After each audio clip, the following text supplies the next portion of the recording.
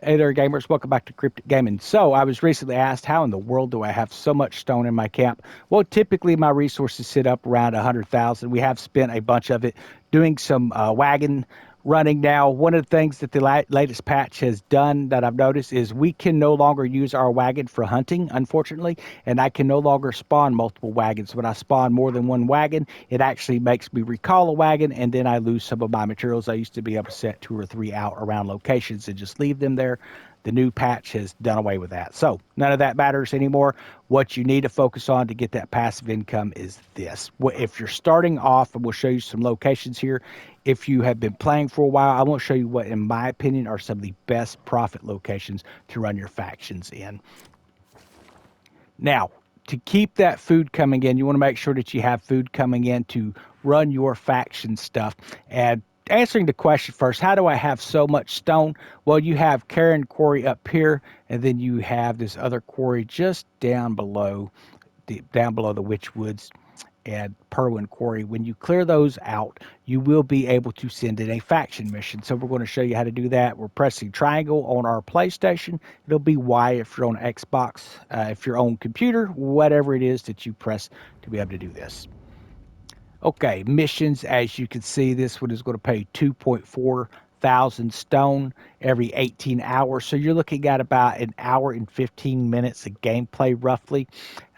Maybe to an hour and a half is what that's going to be giving you. Now, you got to pay attention because it says it's going to cost you 2.3 thousand copper in your camp provisions plus 225 food is what it's going to require of you. So you need to find a way to make copper and food to pay for these types of avenues, and I'm going to show you that real quick.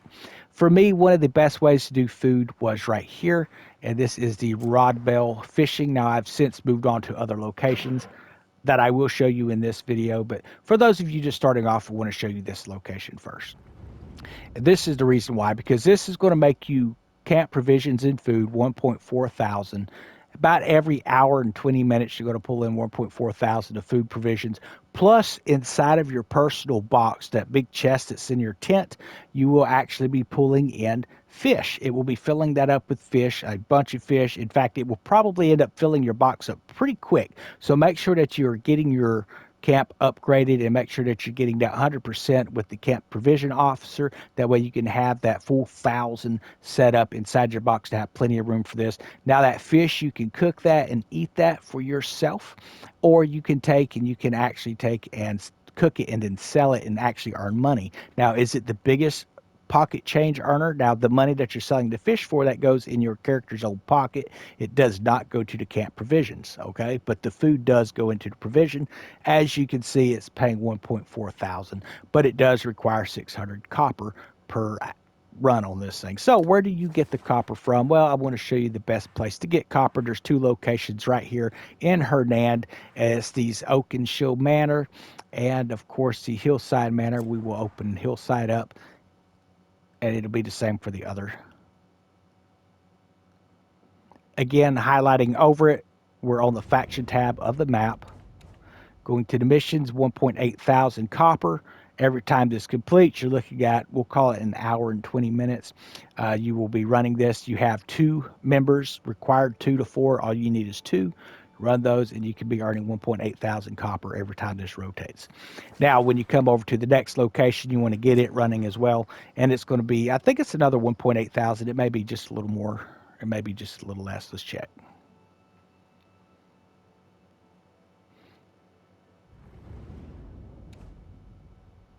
Another 1.9 thousand. So again, 2 folks to do it does require 120 food.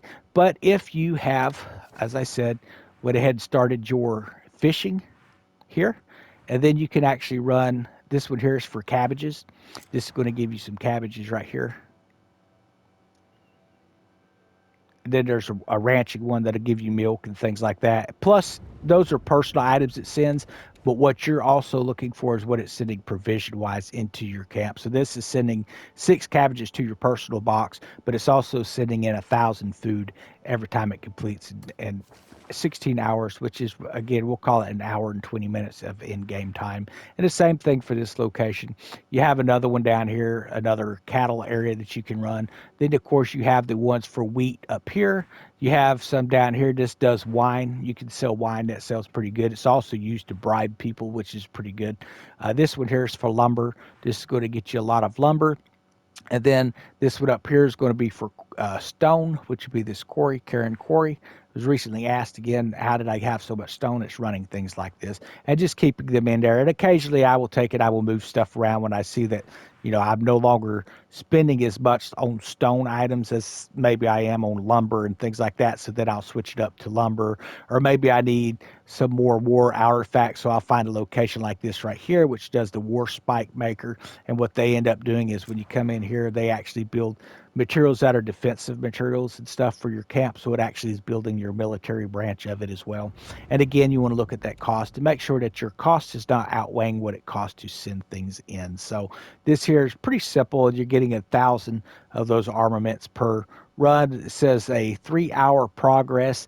And you can actually complete this thing. It seems like it takes about 20 minutes and it just continues to roll through. So you can build up very quickly. So that's one of my favorite go-to. And even now I leave it on this. Now what I'm actually running, I'm going to show you over here, folks, because I'm running a little bit different locations than what you will probably be starting out with.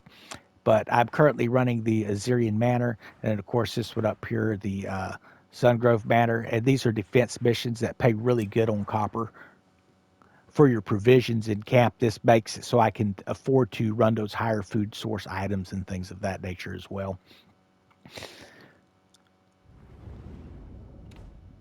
Okay, so this one here pays 13,000. It seems like the one above it's like 12,500, something of that nature. But it takes 7 comrades on this one. It takes 5 on the northern location, and we're going to show you here in just a second. But we're earning 13,000 now. We're also picking up, as you can see there, we're getting a skills boost of 100%, which reminds me, don't skip out on this if you're just starting off, because this is a great place to get experience. Whenever you're looking at experience points, that is something that you're building up to earn your first sky, or your sky shards, not sky shards, I'm sorry, what are they called? It is abyss artifacts. I'm used to playing Elder Scrolls. So your abyss artifacts, this one here pays out 300 experience every time it rotates through. Now it is 1 day and 12 hours.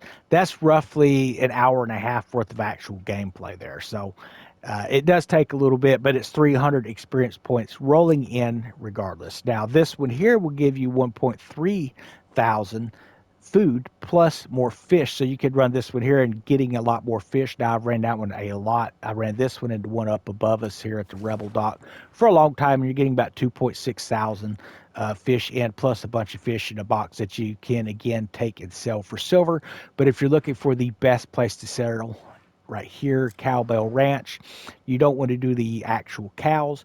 What you want to do is you want to run the carpet business, because you can sell these for actual silver, not copper. They sell between 1.5 to 2 silver if you sell it up in the red desert.